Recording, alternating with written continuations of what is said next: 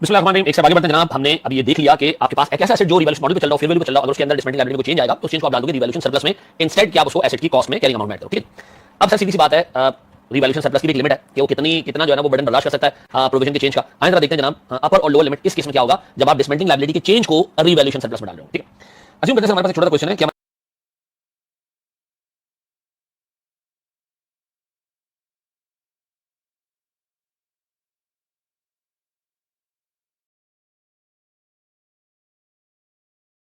पास एक एसेट में डाल रहे हो। ठीक है, अज्यूम करते हैं हमारे पास एक छोटा सा क्वेश्चन है कि हमारे पास एक एसेट है, इसकी कैरिंग अमाउंट 1,45,000 रुपए, इसकी रिवैल्यूएशन सरप्लस 21,000 रुपए की अमाउंट है, डिस्काउंटिंग लायबिलिटी 40,000 की है और ये बढ़कर इंक्रीज होकर 85,000 चली गई। लायबिलिटी बढ़ जाना अच्छी बात नहीं है। ठीक है, तो हमने क्या किया, हमने कहा जी हमारी लायबिलिटी बढ़ रही है तो प्रोविजन तो हम कर देते हैं क्रेडिट। ठीक है जी,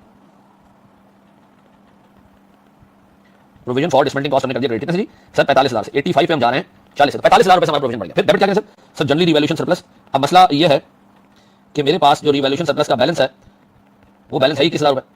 इसका मतलब है इससे ज्यादा तो नहीं बर्दाश्त करेगा, रिवैल्यूएशन सरप्लस डेबिट में नहीं आ सकता। आप क्या करें सर, आप क्या करें, खा गया रिवैल्यूएशन सरप्लस। आप सर जो बाकी का डिफरेंस है वो उठा के आप प्रॉफिट एंड लॉस में डाल दें, loss on changes in discounting cost. कितना जी मेरे पास 45 माइनस 21 24,000 ऐसा है मेरे को।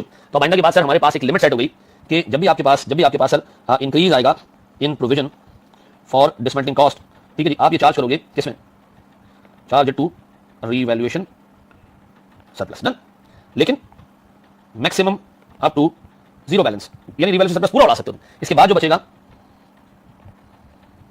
Remaining amount to be charge to profit and loss account. पक्का जी, तो आपने सर इंक्रीज को रिवैल्यूएशन सरप्लस में डालना है और इस हद तक डालना है कि आपके पास जो है वो रिवैल्यूएशन सरप्लस का बैलेंस जीरो हो जाए। लेकिन याद रखना रिवैल्यूएशन सरप्लस को नेगेटिव नहीं बनाना, बाकी का अमाउंट आपने उठा के पीएल में डाल देना है।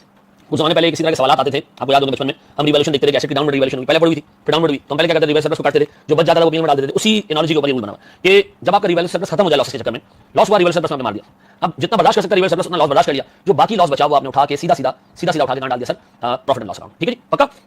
एक से आगे जनाब, याद रखिए एंट्री। चलिए एक से आगे बढ़ते हैं, अलग नाम लिखिए।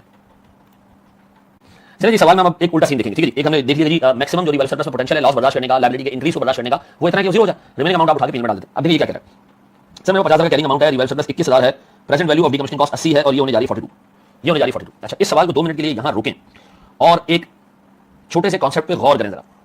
मुझे एक बात बताएं सर, एक एसेट है जिसका कैरिंग अमाउंट जीरो है, जीरो क्या मतलब, फुली डेप्रिशिएटेड एसेट, जीरो खत्म जी, फुली डेप्रिशिएटेड एसेट। ठीक है जी, हमें एक एसेट चलता हुआ नजर आ रहा है लेकिन बुक्स में वो जीरो है, तो हमने अपने अकाउंटेंट से ये कहा यार जब ये चल रहा है तो उसको रिवैल्यू कर लो ना।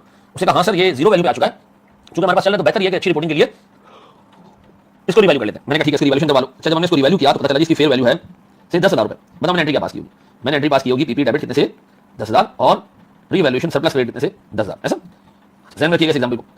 अज्यूम करें इसी तरह मेरे पास एक एसेट है जिसका कैरिंग अमाउंट 1,000 रुपए और इसकी फेयर वैल्यू 10,000 रुपए। आपसे कहा जा रहा है इसको भी रिवैल्यू करो, तो आपने क्या करना है पीपी डेबिट कितने से 9,000 से और रिवैल्यूएशन सरप्लस क्रेडिट कितने से बाबू 9,000 से। मेरा बड़ा बेसिक सवाल है आपसे, मुझे बताएं इधर इस एंट्री के बाद एसेट का कैरिंग अमाउंट 10,000 है, रिवैल्यूएशन सरप्लस भी कितना,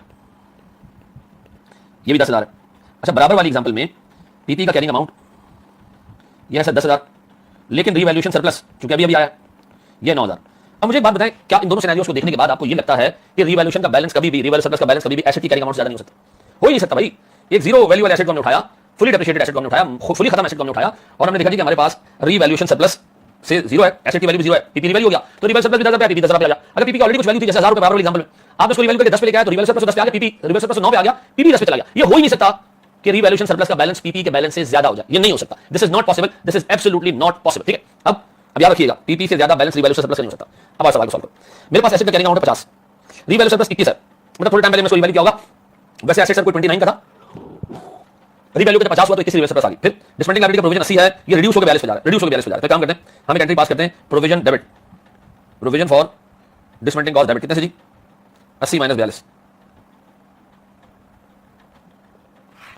80,000 माइनस 42,000 याद है जी 38,000।